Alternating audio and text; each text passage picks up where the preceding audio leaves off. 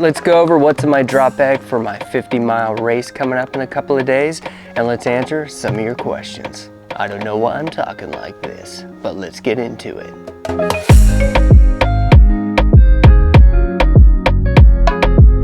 All right, when I first started racing ultras, my drop bag was stupid. It was a backpack, it had all kinds of extra stuff. Now I've simplified it, even though I still think this is a lot of stuff.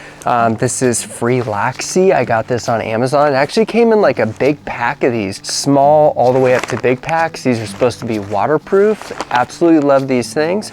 Also on race day, I will put some duct tape across here that's usually like neon pink, so it really stands out. It'll have my name and it'll have my bib number, and I usually put a sticker of my YouTube channel on it so I know it's mine. Let's get into the bag. All right, so this is no particular order. We're just gonna go ahead and pull this stuff out.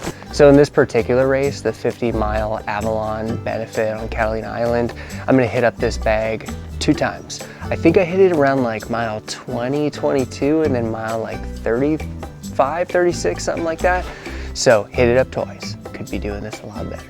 I got some beef jerky here, and gonna pick that up for sure. This that was stuck to that is a bunch of Band-Aids, some lip balm with some SPF. I have Neosporin, a ton of Band-Aids, and I also have Listerine strips for my breath because I'm sure it's gonna stink after eating a bunch of junk food for a bunch of time.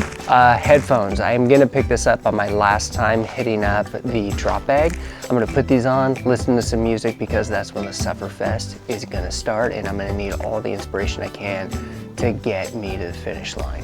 I got a couple packets of Element Electrolyte salt. I plan on carrying plenty with me, but just in case I drop some accidentally or something weird happens, I got some with me. I also have A&D ointment. This is for anti-chafing. This is the best stuff. I've seen a lot of people out there, they'll have like nut butter, they'll have all kinds of like running stuff. It's more expensive. I don't think it works as well. You can buy this on Amazon for really cheap. Blister prevention. I'm gonna have moleskin with me. I've never had to use this before, but when I did my 100-mile race, I had some major blisters, and I wish I would have had this. I actually consulted with an orthopedic surgeon who says that this is the stuff that you want for blister prevention and any kind of like issues like that. I also have some KT tape. This is also for blister prevention, for putting over blisters of various sizes. So never had to use, actually I did use this. I used this in the 100-miler, and I do think it worked pretty well, but I was told that moleskin's kind of what I need. So anyways, I got both of them.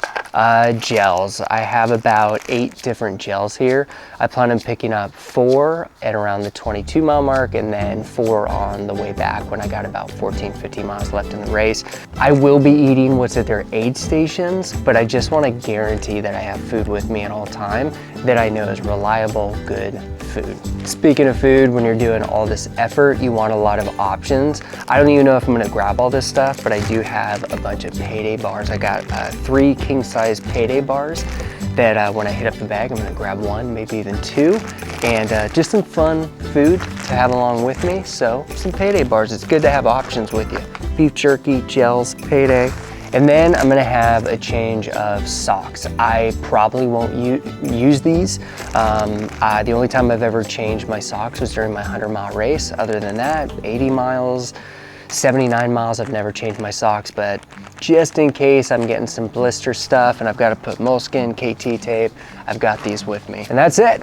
That's what's gonna be in my drop bag in a 50-mile race. Now let's answer some of your guys' questions.